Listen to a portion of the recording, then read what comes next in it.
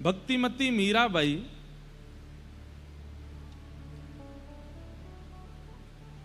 100, 150, 200, शायद 300 वर्ष से भी अधिक हो गया मीराबाई के धराधाम पर आगमन को, लेकिन आज भी उनका चरित्र कितना आनंदित करता है। तो सोचो जब वे स्वयं रही होंगी तो उनका दर्शन कितना सुख देता होगा। मैं एक बात बताया करता हूं कि मीराबाई का जब ब्याह हुआ तो पहले तो मेड़ता में भीड़ लगती थी मीराबाई को देखने की, और भीड़ किनकी लगती थी? संतों की भीड़ लगती थी। जिन संतों को देखने के लिए दुनिया जाती है वे संतजन मीराबाई को देखने आते थे। तो जब मीराबाई का विवाह हो गया तो मेवाड़ में भीड़ होने लगी। तो एक दिन कुंवर भोजराज जिनसे विवाह हुआ वो खिड़की पे खड़े खड़े नीचे देख रहे थे राजभवन की, तो देखा इतनी असंख्य भीड़ संतों की लगी है और सब टकटकी लगा करके देख रहे। बोले हमें पता चली मीराबाई का कमरा यही है, वो इसी खिड़की से देखती हैं कभी कभी। तो जैसे ही मीराबाई खिड़की खोलती ना तो नीचे से सब संत आनंदित होकर के कहते जय हो जय हो जय हो जय हो, आनंदित हो गए। तो मीराबाई कान पकड़ती, ऊपर से दंडवत करती, सब संतों पर पुष्प वर्षा करती, ऊपर से आरती करती संतों की। तो कुंवर भोजराज सोचते कि पता नहीं चलता है कि मीरा इनकी पूजा करती है कि ये मीरा की पूजा करते हैं। एक दिन भोजराज गए और संतों से जाकर के ऐसे बीच में बैठ करके पूछने लगे एक बात बताइए, आप सब लोग संत हैं, विरक्त हैं, ज्ञानी हैं, महापुरुष हैं, आप सब लोग मीरा को देखने क्यों आते हैं? उसकी सुंदरता अच्छी लगती है, उसके नेत्र हैं, उसका स्वभाव मधुर है, या उसका रंग गोरा है, क्या क्या आपको प्रिय लगता क्या है? तो संतों का उत्तर सुनकर के राजकुमार के नेत्र सजल हो गए। संत क्या बोले? बोले 10-10, 15-15, 20-20 साल तक भजन करने पर भी ठाकुर जी का ध्यान चित्त में नहीं आता। वो ठाकुर जी का ध्यान केवल मीराबाई को एक बार देखने मात्र से आ जाता है। 20-20 साल तक साधना करने पर भी जो ठाकुर जी का स्मरण चित्त में नहीं आता। हम मीराबाई को देख करके जैसे ही नेत्र बंद करते हैं तो नेत्रों के आगे ठाकुर जी ऐसे खड़े हो जाते हैं कि फिर हमको कहना पड़ता है कि ठाकुर जी अब चले जाओ, हमको और भी काम है। ये मीराबाई का स्वरूप है।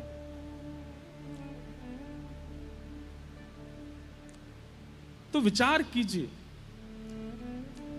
उन संतों के, उन महापुरुषों के दर्शन कैसे रहे होंगे जिनका हम श्रवण सुन करके आनंदित हो जाते हैं, पवित्र हो जाते हैं,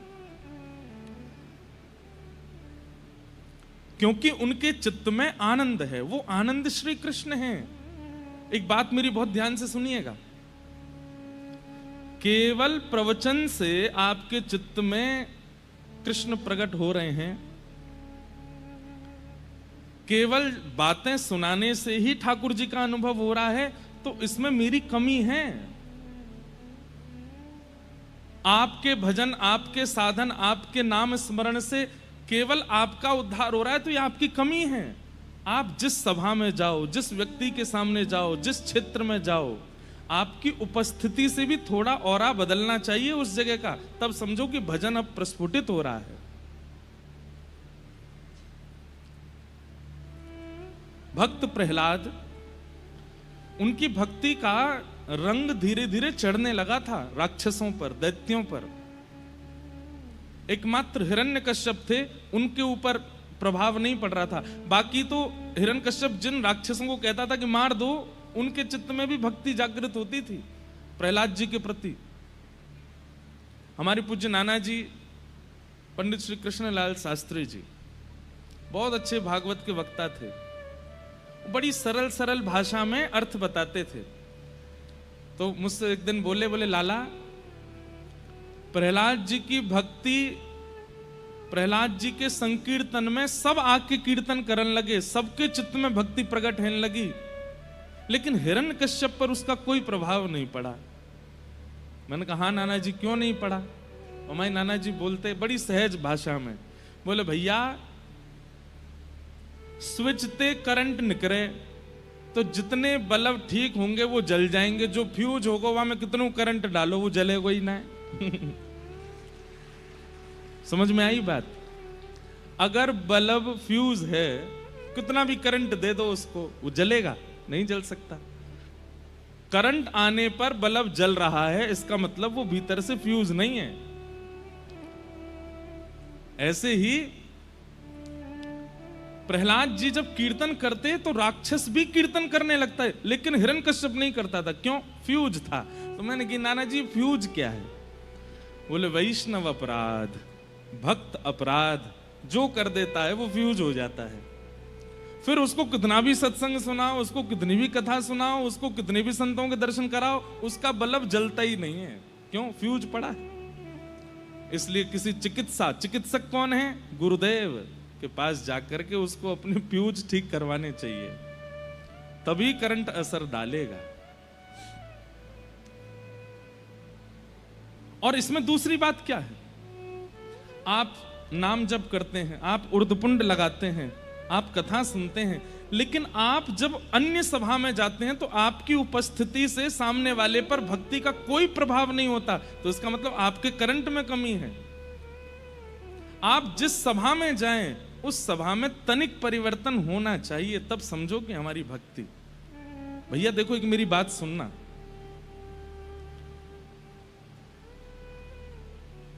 जैसे कोई व्यक्ति बहुत अच्छा भोजन बनाना जानता है,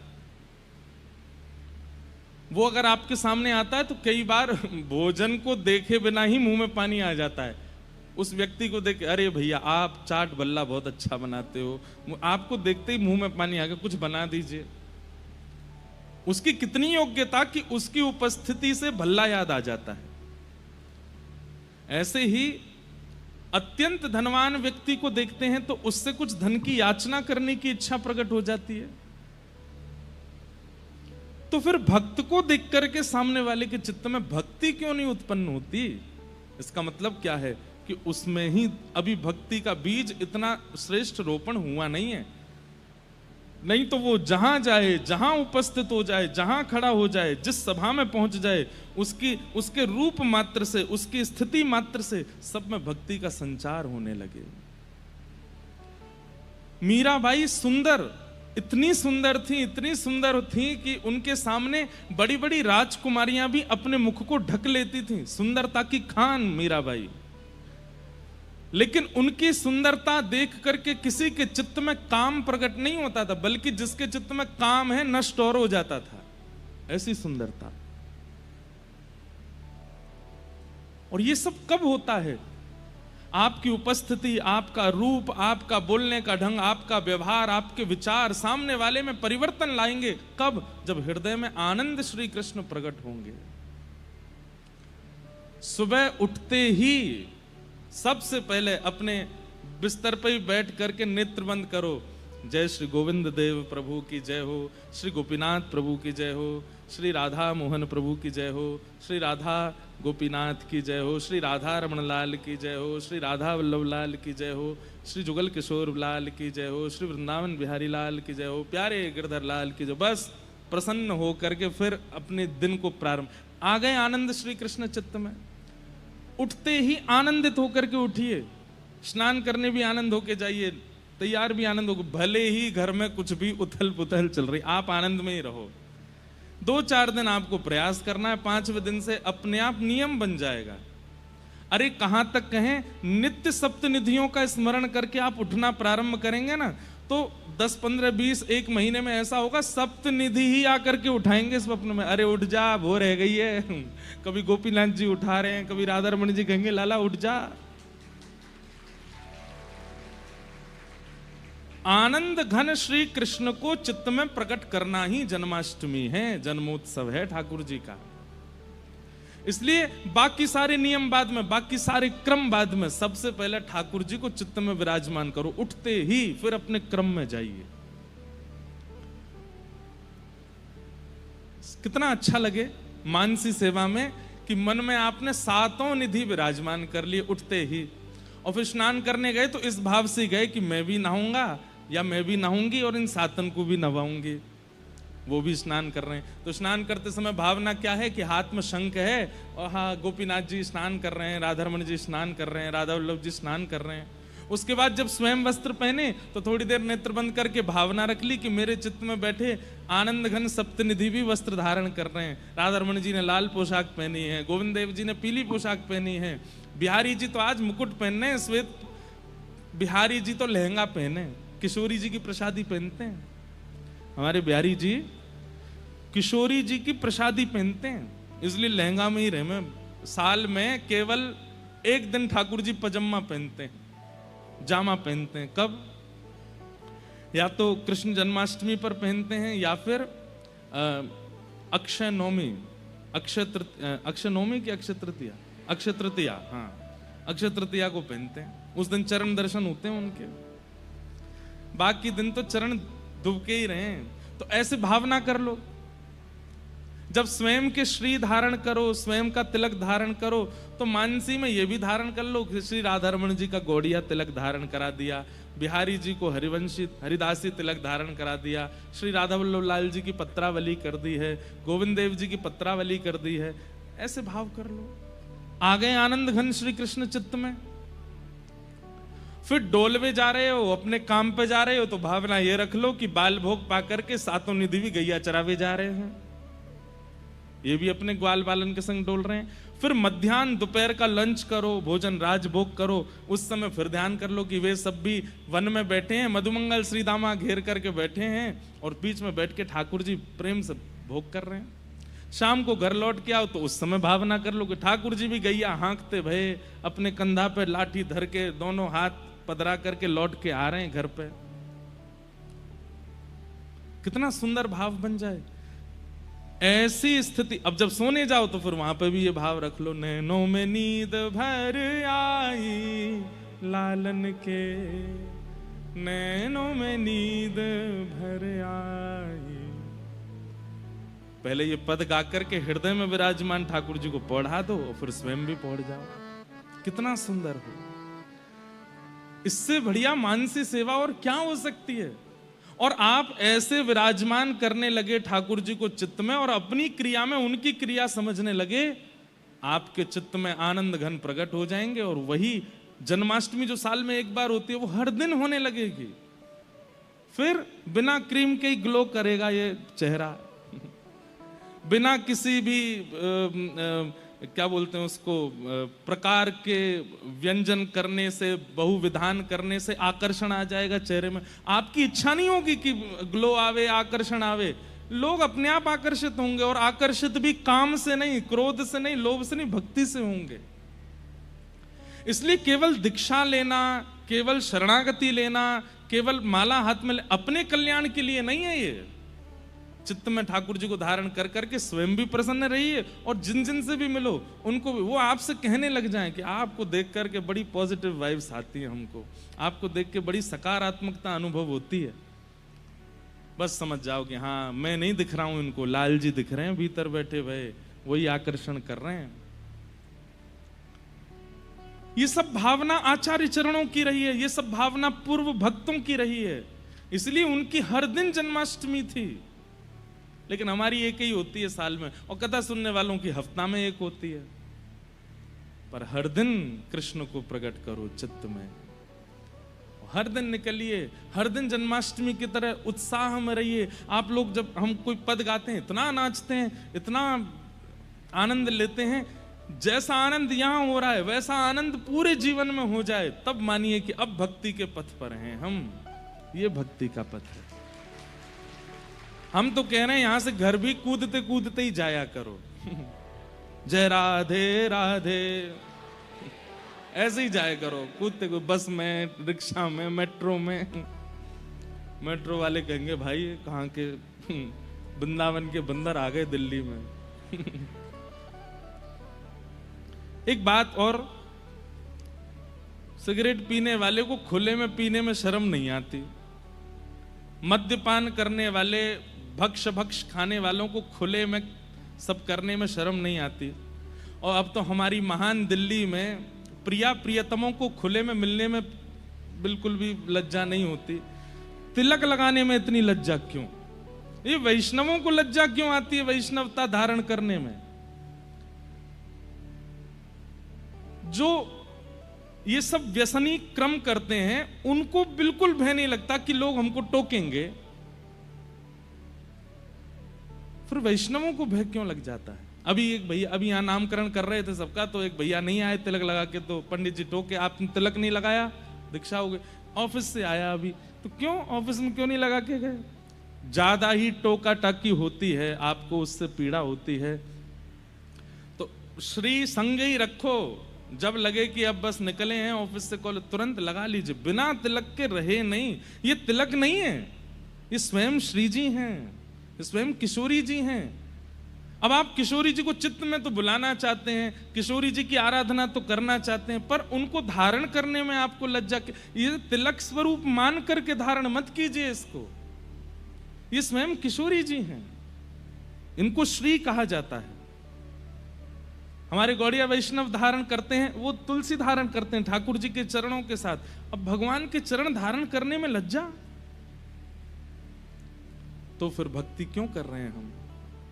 ये भैया ये सब नंदोत्सव के प्रतीक हैं। तिलक धारण करना, हृदय में मानसी में श्री ठाकुर जी की सेवा करना, नित्य भगवान नाम में रमित रहना, जीवन की कैसी भी परिस्थिति आ जाए आप प्रसन्न ही हो ऐसे रहना, ये सब नंदोत्सव के प्रतीक हैं। ऐसे रहिए। ये नंदोत्सव एक ही दिन नहीं होना चाहिए, हर दिन होना चाहिए।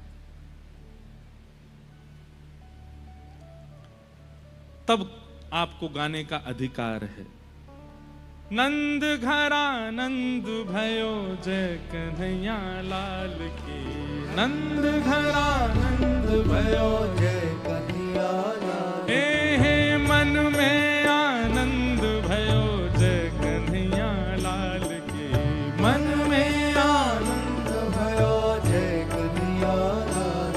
ओ जय कन्हैया लाल की, जय कन्हैया लाल की, जय कन्हैया लाल की, जय कन्हैया लाल की, जय कन्हैया लाल की, जय यशोदा लाल की, जय कन्हैया लाल की, जय यशोदा लाल की। हे आहा हो नंद घरा नंद भयो जय कन्हैया लाल की, नंद घरा। नंद भयो जय कन्हैया लाल की। कितना अच्छा लगे ऑफिस जाने से पहले माताजी पिताजी को बीच घर के आंगन में खड़ा करके हाथ पकड़ के घूम रहे हैं और गाते हुए जा रहे हैं। हाथी दीने घोड़ा दीने और दीनी पालकी, हाथी दीने घोड़ा दीने और दीनी पालकी। हे बालकन को लाडू पेड़ा बूढ़न को लापसी, बालकन को लाडू पेड़ा बूढ़न को लापसी। आहा हो नंद घरा नंद भयो जय कन्हैया लाल। आहो नंद घरा नंद भयो जय कन्हैया लाल। हे नंद घरा नंद भयो जय कन्हैया लाल की। ओ नंद घरा नंद भयो जय कन्हैया लाल। हे राधा रमण लाल की, श्री राधा वल्लभ लाल की, राधा रमण लाल की, श्री राधा वल्लभ लाल की। हे राधा रमण लाल की, राधा वल्लभ लाल की, राधा रमण लाल की, श्री राधा वल्लभ लाल की। हे कुंज बिहारी लाल की, श्री गिरधर गोपाल की, कुंज बिहारी लाल की, श्री गिरधर गोपाल की। हे कुंज बिहारी लाल की, श्री गिरधर गोपाल की, कुंज बिहारी लाल की, श्री गिरधर गोपाल की। प्यारे राधा प्रिया लाल की, श्री कुंज बिहारी लाल की, प्यारे राधा वल्लभ लाल की, श्री कुंज बिहारी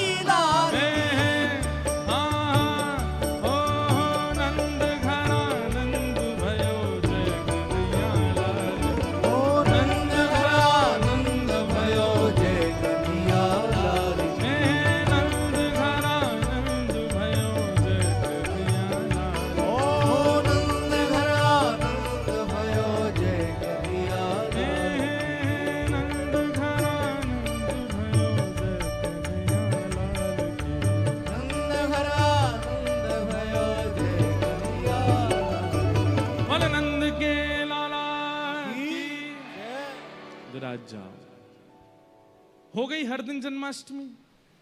और जन्माष्टमी का अभिप्राय ही क्या है? हर दिन हृदय में आनंद का प्रादुर्भाव होना।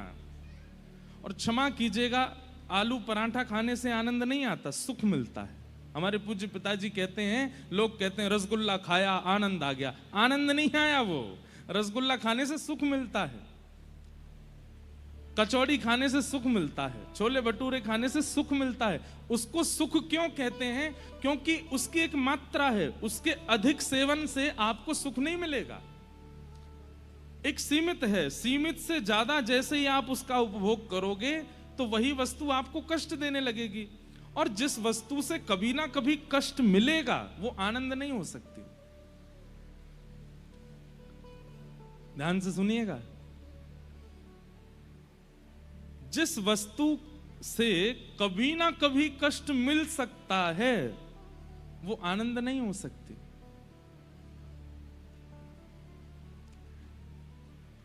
बुरा नहीं मानिएगा, माता पिता जब उनका ब्याह हो जाता है तो उनकी बड़ी इच्छा होती है कि एक संतान हमारे घर में हो। जब संतान हो जाती है इतने खुश होते हैं माता पिता, इतने प्रसन्न होते हैं। श्री जी की कृपा से हमारे घर लाला भयो, लाली भाई जो भी, धीरे धीरे वो बड़ा होने लगता है। जैसे ही घुटनों पर चलने लगता है, जैसे उसके 2 दांत निकल जाते हैं, हाथ पांव निकलने लगते हैं, फिर वो निकल के भागता है। और फिर तोड़ फोड़ मचा, पूरे घर पे ड्राइंग बना दी, कहीं डायनासोर बने हैं, कहीं नाग बने हैं, कहीं कुछ भूत बने हैं। कई बालक तो इतने निपुण होते हैं कि इतने भयानक भूत तो पिक्चर वाले नहीं बनाते जितने वो बना देते हैं। और कई बालक वो कथा में आते हैं, वो मुझे और बना के लाते हैं। एक दो तो ऐसे आते हैं कि मैं खुद को देख, जब मैं बहुत कभी कभी थक जाता हूं, हम निराश नहीं होते, हम हताश नहीं होते, हम थकते हैं क्योंकि इतना भागते हैं दिन भर। जब बिल्कुल ऐसे होता है कि अब क्या करें, बहुत थक गए, तो अपने वो चित्र देखता हूँ, वाह कितने बढ़िया लग रहे हैं। तो जब बालक इतने ऊधमी हो जाते हैं ना, कभी कभी वो माताएं पिता सिर पकड़ लेते हैं, भाई इससे बढ़िया तो बिना इसके ही थे, ये काय को आ गया जीवन में। ठीक है थोड़ी देर के लिए बोलते तो हैं, कम से कम संसार में कोई भी वस्तु अधिक समय तक सुख नहीं दे सकती। किसी भी वस्तु का अति भोग जैसे ही आप करोगे, अति भोग, अति सेवन, वो कष्ट देगा। लेकिन ठाकुर जी की संबंधी भी किसी भी वस्तु का भी अति सेवन कष्ट नहीं दे सकता। कई लोग मुझे लिख के देते हैं, महाराज जी आप कथा में ये मत बोला कीजिए कि 4 दिन हो गए कथा को, क्योंकि हमें फिर पता चलता है 3 दिन रह गए, वो इतने कष्टदायी लगता है कि अब 3 ही दिन रह गए। अब पीड़ा की प्रकार, कईयों को नहीं हो रहा होगा, कईयों को कोई फर्क नहीं पड़ रहा है, ठीक है यार बोलते रहते हैं, हम तो केवल आमंत्रण पे आए, हमारे परिवार वालों ने बुलाया तो आ गए, हमको क्या, तुम आज जाओ कल चले जाओ। पर कईयों की स्थिति, अब हम बता दें कि परसों कथा पूरी होनी है और उसके बाद 2 साल तो दिल्ली में कथा नहीं है। कितनी पीड़ादायी लगती है ये बात, आपको भी लगती है, हमें भी लगती है कि इतने वैष्णव, जबकि हमारी तो कथा है ही है सब जगह, पर लगता है, हृदय में चुभता है। हमारे गिरधर लाल जी का उत्सव होता है, हर साल होता है, लेकिन उत्सव का विश्राम दिवस, जबकि इतने थके होते हैं 7 दिन के, लेकिन विश्राम दिवस पर लगता अब 1 साल बाद उत्सव होगा।